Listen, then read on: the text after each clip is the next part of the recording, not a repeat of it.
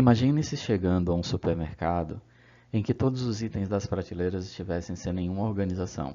Massas misturadas com bebidas, produtos de limpeza e higiene, carnes, verduras e assim por diante, tudo misturadinho. Com certeza você demoraria horas e horas para encontrar o produto desejado. Essa situação ajuda-nos a entender como a organização em grupos com características semelhantes é importante e facilita a vida das pessoas. Na química ocorre o mesmo. Com o passar do tempo e com a descoberta de milhares de substâncias inorgânicas, os cientistas começaram a observar que alguns desses compostos poderiam ser agrupados em famílias com propriedades semelhantes. São as funções inorgânicas. Vamos conhecê-las? Sven August Arrhenius, físico, matemático e químico sueco, nomeado em 1901 membro da Academia Sueca de Ciências. Quando estava trabalhando na Universidade de Uppsala, na Suécia, Arrhenius realizou numerosas experiências relacionadas com a passagem de corrente elétrica através de soluções aquosas. E com base nessas experiências, ele formulou a hipótese de que tais soluções deveriam conter partículas carregadas, os íons. A partir disso, ele estabeleceu a teoria da dissociação iônica, que lhe possibilitou em 1903 a conquista do Prêmio Nobel de Química. De acordo com Arrhenius, essas substâncias, quando dissolvidas em água, elas são capazes de dar origem a íons positivos, chamados de cátions, e negativos, chamados de ânions. Então, inicialmente, ele testou a condutibilidade elétrica dos compostos iônicos, utilizando duas soluções aquosas, uma de sal de cozinha, cloreto de sódio, e outra de soda cáustica. Arrhenius constatou a passagem de corrente elétrica em ambos os casos e associou esse fato à existência de íons livres na solução. A esse fenômeno denominou dissociação iônica. Ao testar a condutividade de substâncias moleculares como o açúcar e o ácido clorídrico em solução aquosa, Arrhenius observou os seguintes fatos. Primeiro, com a solução aquosa de açúcar, como a solução aquosa de açúcar não conduz corrente elétrica, ele concluiu que nessa solução não existem íons. Nesse caso, o açúcar somente se dissolveu na água. Segundo, a condução de corrente elétrica pela solução aquosa de ácido clorídrico levou-o a concluir que nela existem íons livres. Como o HCl é um composto formado por moléculas, os íons devem ter sido formados mediante a quebra dessas moléculas pela água. A gente vai ver isso com mais detalhes.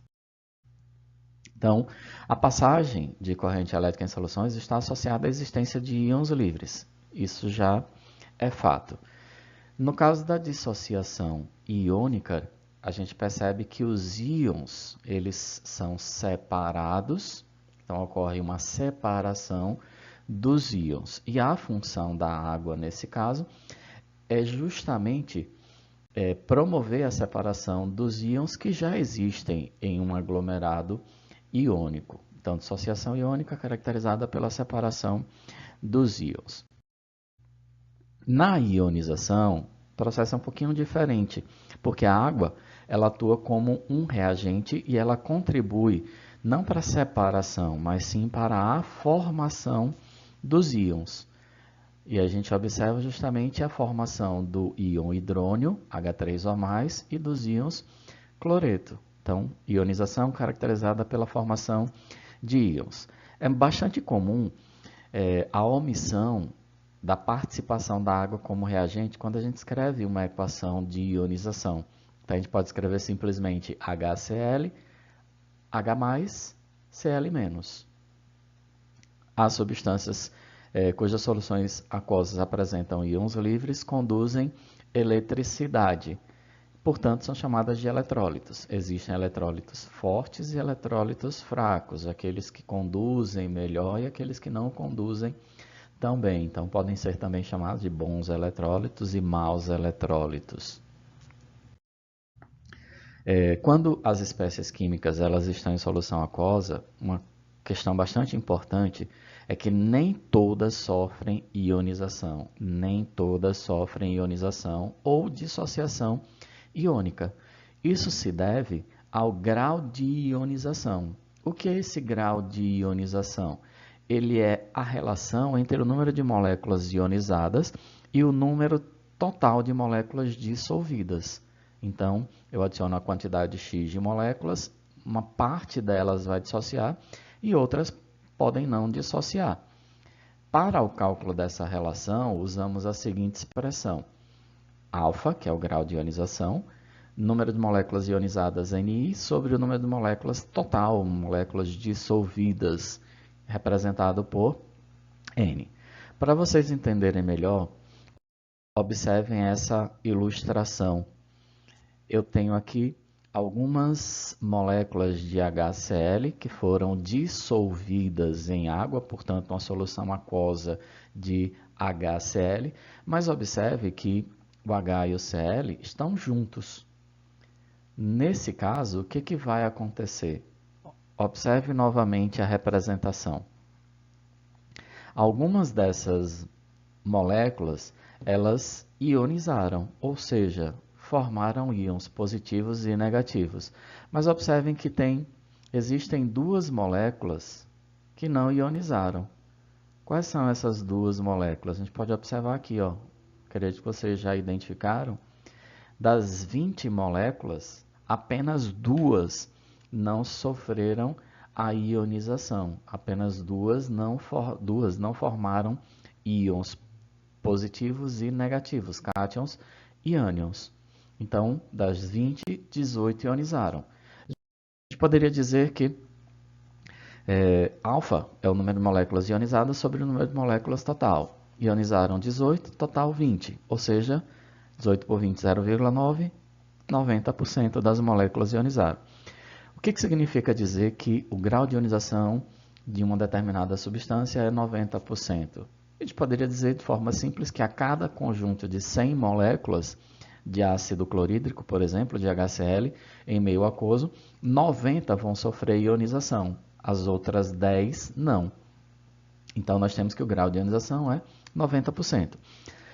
Se eu digo que o grau de ionização é 70%, então eu posso afirmar que num conjunto de 100 moléculas, 70 vão ionizar.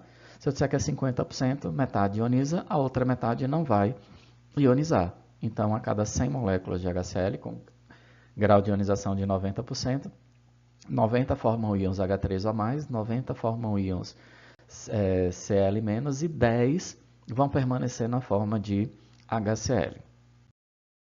Para a gente entender ainda melhor, vamos resolver esse exercício que diz assim: adicionando 500 moléculas, então o número total de moléculas de HCl à água, quantas estarão ionizadas? Quantas vão formar íons? Sabendo que o grau de ionização é 0,9, a gente sabe que esse 0,9 ele representa 90%. Existem duas possibilidades de resolução para essa questão. Eu posso utilizar a equação alfa é igual a Ni sobre N. Então, a alfa foi informado ali, 0,9. O número de moléculas ionizadas é o que a gente quer determinar. Posso escrever Ni e colocar X, Y, Z, W, qualquer uma variável. E o número de moléculas total é 500. Vamos multiplicar aqui 1 vezes Ni e 0,9 vezes 500, que é igual a 450 moléculas. Ah, professor, não lembro da equação. Não tem problema, usa a regra de 3. 500 moléculas são todas as moléculas adicionadas. Elas vão sempre representar 100%. Todas é 100%. E se eu não tiver 100%, eu tenho 90% de ionização? Um número X de moléculas. Vamos ter aqui 100x, que é igual a 500 vezes 90 ou 90 vezes 500. Podemos simplificar os dois zeros aqui com dois zeros aqui. X, portanto, seria igual a 5 vezes 90, que é igual a 450 moléculas. Independente de você utilizar a fórmula ou não, a equação ou não, você consegue chegar ao resultado. Na química inorgânica, Existem 4 funções principais. Então, como existe uma quantidade muito grande de substâncias inorgânicas, elas passaram a ser divididas em grupos para facilitar seus estudos. Esses grupos são chamados justamente de funções inorgânicas. As 4 principais são ácidos, bases, sais e óxidos. Cada uma dessas é composta por substâncias que apresentam propriedades químicas semelhantes, isto é, que possuem o mesmo comportamento diante de determinados compostos químicos. Isso ocorre em virtude das semelhanças em suas fórmulas químicas, ou a gente poderia dizer semelhança na sua composição. Vamos conhecer mais detalhes sobre essas funções inorgânicas. Vamos estudar cada uma delas separadamente. As 3 primeiras são definidas segundo o conceito de arrênios. E existem também outras que são chamadas secundárias, exemplo dos hidretos e dos carbetos. Vamos ver alguns exemplos, mas não vamos nos aprofundar. Finalizando essa primeira videoaula das funções inorgânicas, deixo para reflexão a frase de Steve Jobs: não deixe o ruído das opiniões dos outros abafar sua própria voz interior. Fiquem com Deus, até a próxima.